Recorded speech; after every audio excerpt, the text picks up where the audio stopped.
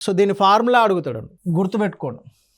So వాడు స్టేట్మెంట్ల రూపంలో అడగవచ్చు, రైట్. సో లేదంటే డైరెక్ట్ పంట తీవ్రతకు సంబంధించి క్రింది వానిలో సరైనది కానిది ఏది, సరైనది ఏది అని చెప్పేసి అడగవచ్చు.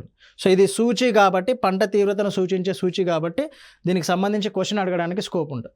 సో ఒక పంటను ఒక సంవత్సర కాలంలో ఒక నిర్ణీత భూ విస్తీర్ణంలో ఎన్నిసార్లు పండించారో పేర్కొనే సూచిని.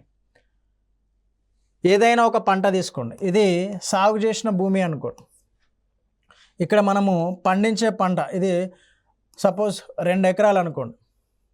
సో 2 ఎకరాల్లో మనము వరిని పండిస్తున్నాం. ఖరీఫ్ సీజన్లో వరిని పండిస్తున్నాం. రబీ సీజన్కి వచ్చేసరికి పంటను చేంజ్ చేస్తున్నాం, మొక్కజొన్న పండిస్తున్నాం. సో ఒక సంవత్సరంలో అంటే మనకు ఖరీఫ్, రబీ, జైద్, ఓకే, నిర్ణీత భూ విస్తీర్ణంలో అంటే 2 ఎకరాల్లో ఎన్నిసార్లు పండిస్తున్నాం? ఒకసారి పండిస్తున్నాం. దాన్ని ఏమంటారు అంటే వ్యవసాయ తీవ్రత అని చెప్పేసి అంటారు. వ్యవసాయ తీవ్రత.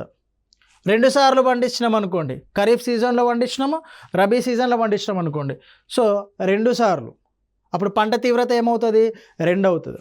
సో ఇక్కడ పంట తీవ్రతను ఏ విధంగా కొలవడం జరుగుతుంది అంటే స్థూల పంట విస్తీర్ణము అంటే మొత్తము పంట విస్తీర్ణము బై మనం ఎంతవరకు సాగు చేసినాము. సో ఆ నికర పంట విస్తీర్ణము ఇంటూ 100. మొత్తం పంట విస్తీర్ణము ఎంతవరకు సాగు చేసినాం, ఆ కాలానికి ఎంతవరకు సాగు చేసినాం ఇంటూ 100. ఇది చాలా ఇంపార్టెంట్. పంట తీవ్రతకు ఈ ఫార్ములా అనేది కంపల్సరీ మనకు అడగడానికి స్కోప్ ఉన్న క్వశ్చన్. సో స్థూల పంట విస్తీర్ణము బై నికర పంట విస్తీర్ణము ఇంటూ 100 అండి.